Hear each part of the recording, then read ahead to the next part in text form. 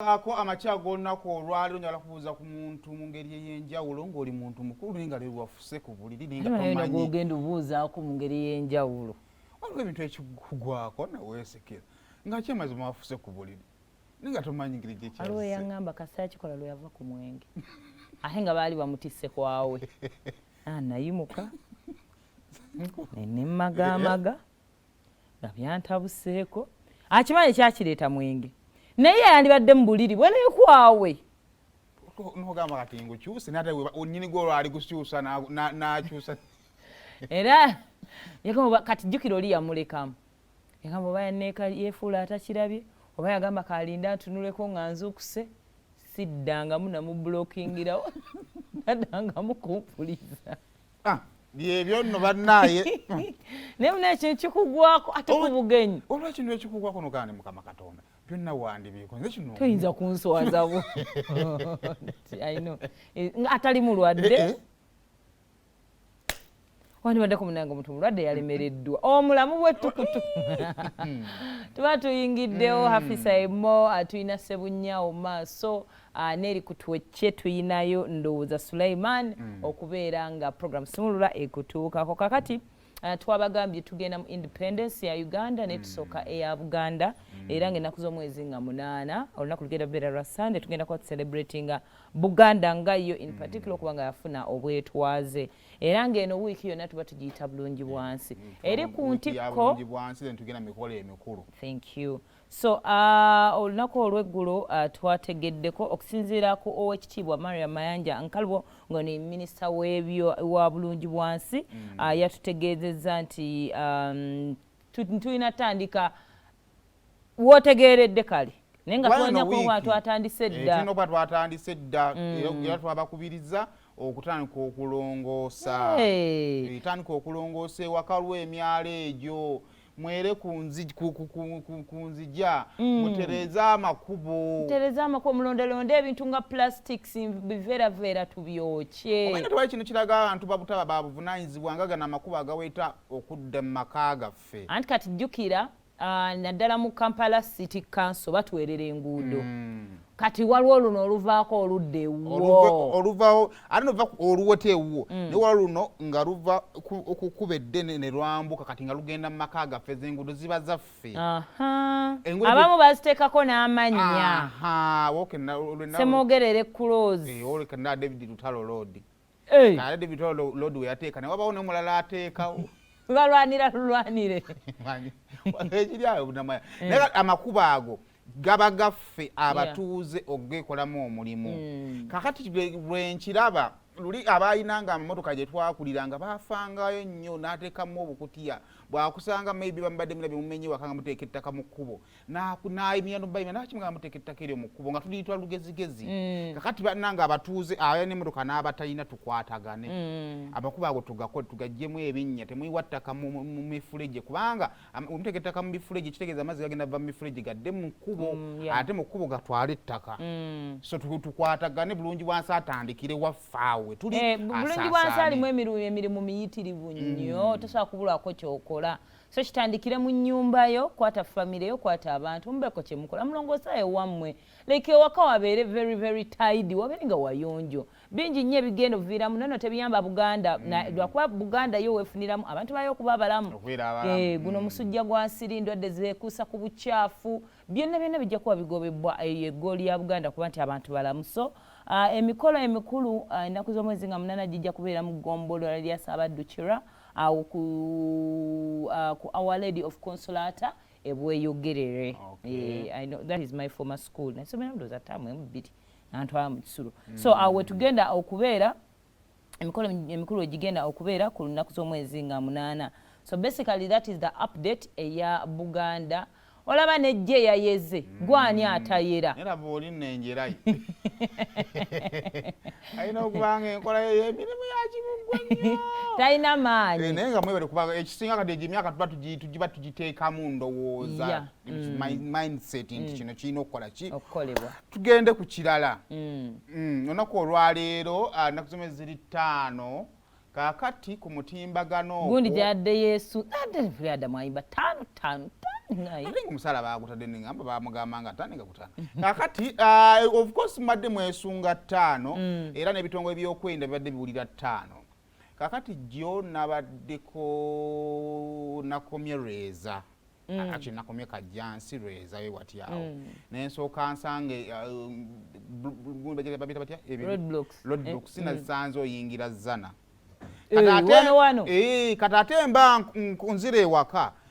nva ekabowa bwendi nenzisanga ne ku stera zabaddewo nga bazizize buzizi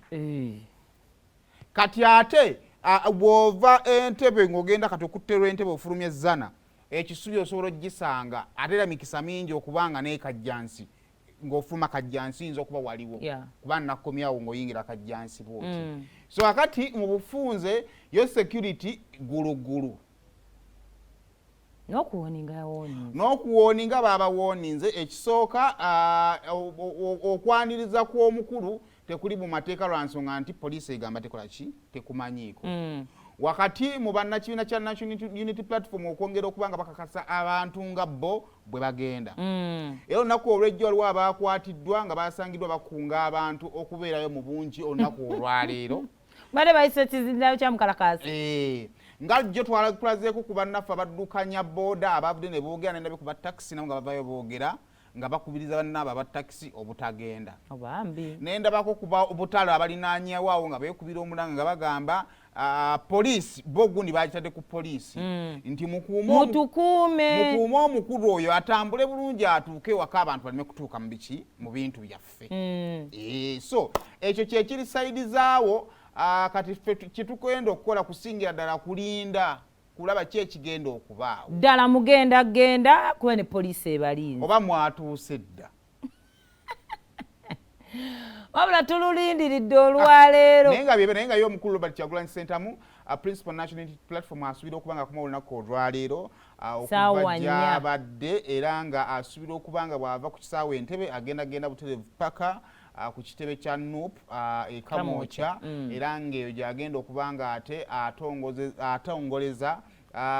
phase ey'okubiri mu kulambula kwe okw'eggwanga so naye byajjayo abanene n'abampi kugambye Kyagulanyi Justin kyali kigambo bugambo kale naye nga byebyo kati katulinde tulabe kinaava sayidizeeyo naye nga at the end of that day nga gwa tulaba tugamba bugambi nti byonna bisoboka as long as oli mulamu. I know. So maaso ku lutimbe telefine tugenda kubeera live tujja kubanga kasubire Bob ensonga ezali zikolako bulungi tujja bawa update. Okay kale obwe tweyongerayo emubendeyo nababbi kati ababbidde babbanga musita wala kwa abantu kati business bazizanga mu byalo omanye waffe genda kulira makini muba muli awo misana tuku nga poliisi eri bayababbi n'emmundu babakkiriza tugamba bana amasasi ngakuyitako nikulanga likuyitako misana nga amasasi gavuga tuva afite mulwani kafe tetwabirabako nzera nakula manya amasasi gavuga just like that wanji ababbi balinga mu makinde but anyway now ekyewuunyisa nti ate kati abantu obalwa kwa abantu business bazizze nnyo mu butawuni bazisudde-eyo n'abantu baabuka abantu mukyalo balina ssente era gwe kati buuza abaana abawala tubiyita bifene anti fene awo manyo naye awunya kibeerawo nga kisebo kiri awo ningi kine ssente mu stokisi wano era wali osanzeko omusajja omukulu w'omukyalo ng'alina bulungi ssente yenna aba ayambadde nga bw'asanze muli bulungi n'akwata mu mukulu gwe n'ajjayo bbando bweti n'ogamba obulamu bwange buteredde n'ajjamu omutwa kati omwami oyo guno nno mulundi gwakubiri munenga ababbi bamulumba era ng'ekiro ekyakesisa olunaku olw'eggulo eyo emubende mu Kalonga subcounty yalumbiddwa ababbi olwasookera ddala twalabako ne story wano tugibaza ennaku z'omwezi nga 19 mwezi ogw'omukaaga bamubako milioni 15 actually ne mufiiramu ne constable wa police yali agala okulondoola ababbi ne bamutta kakati olwo kiro ekyakesiza oggula era babadde bagezaako mulumba munnange abatuuze ne bagamba kugayo ne mozi gye banyumiza nagirabako emakidde kuno tugenda kufa n'omubbi ekimala kimala saawa nga 8 mu kutereeza endulu abantu ne baggula ennyumba ng'ababbi balina ebisonga babagamba asala wano gwe tutema abantu ne batandika obaweereza amayinja abazeeyi nno bannuma nga bafe nga bali mu kavuyo kano munnanga abantu nga babaweereza amayinja abantu ne baga nti bagenda kudda mu nnyumba kwebaka baganye okwebaka abantu ne bagoba ababbi ne babagoba era babakwatidde mu kitoogo ekiyitibwa kya bya nabakazi something like that mwe babakwatidde babadde ababbi bana era basatu ne babakubirawo ne babatta kati omu ku bo poliisi kwe kujja mutaase kati wano poliisi weeyingirira ng'agamba temumutwala katumumalirize poliisi ng'egamba nedda tekikkirizibwa era agabadde Masasi poliisi okutawuluza ku bantu baawo nabo ne basiba oluguudo oluva e Kampala paka Mubende lwaki wano babattira wa poliisi simamu bimanyiko bwemumala omutwala enkeera ne mumuta tetugenda lwakubanda ndi poliisi naye beena otwala ebuulirize esobole okumanya akabondo kaabwe kaludda wakaweddeyo so kakati ebintu by'amateeka nabirumula naye ekyo ekiddeyo eri kyennagamba muno people lost trust leero we bakwata omubbi ne bamulaba ng'ataze ku kyalo ataayaaya abantu bamalamu amaanyi naye nga kyekyo abantu beeyo beesana security bayagala kweraga nga we bamutadde kale tugenda batuwumulamu katono nnyo then tukomewo ate n'ebyo kyali ku BBS Telefayina mwebale kubanga kwemuli